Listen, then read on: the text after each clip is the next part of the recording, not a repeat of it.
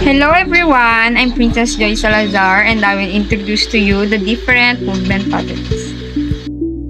So first, what are the planes of motions? The three planes of motion are sagittal, frontal, and transverse plane. So first is sagittal plane.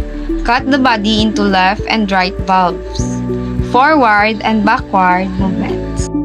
So these are the movements under sagittal plane. First is the flexion. Flexion decreases the angle between bone of the limb at the joint. Under sagittal plane is extension. Extension increase angle between body parts.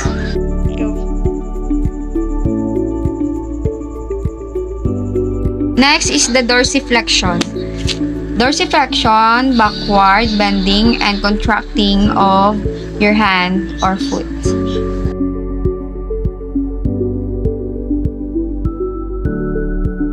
Next is the plantar flexion. Plantar flexion refers to the movement of the foot in the downward motion away from the body.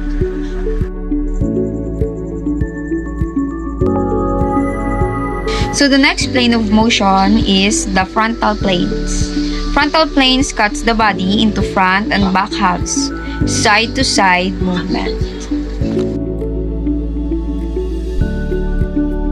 So these are the movements under frontal planes. The first is the abduction. Abduction is the movement of the body part towards body's midline.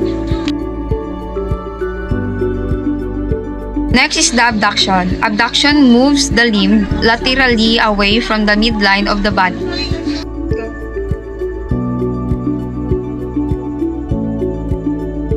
Next is the elevation. Elevation is movement in a superior direction.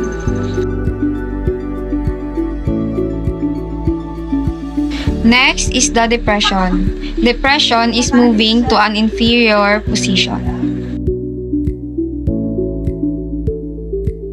Next is inversion.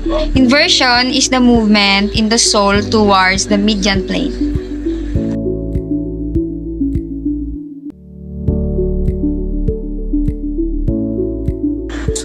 Next is the eversion.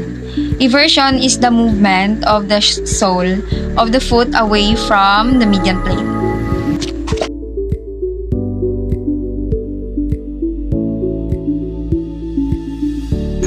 The last plane of motion is the transverse plane. Transverse plane cuts the body into top and bottom halves, twisting movement. So these are the movements under the transverse plane. First is the rotation. Rotation refers to the movement made about the longitudinal axis and in the transverse plane. Next is pronation. Pronation is the natural movement of the foot when it rolls inward.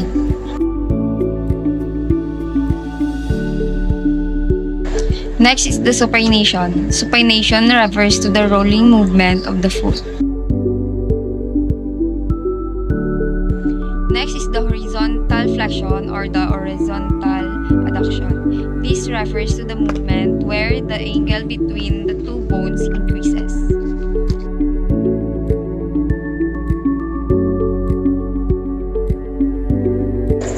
Next is the horizontal extension or the horizontal abduction. This refers to the movement where the angle between two bones increases and occurs on the horizontal plane.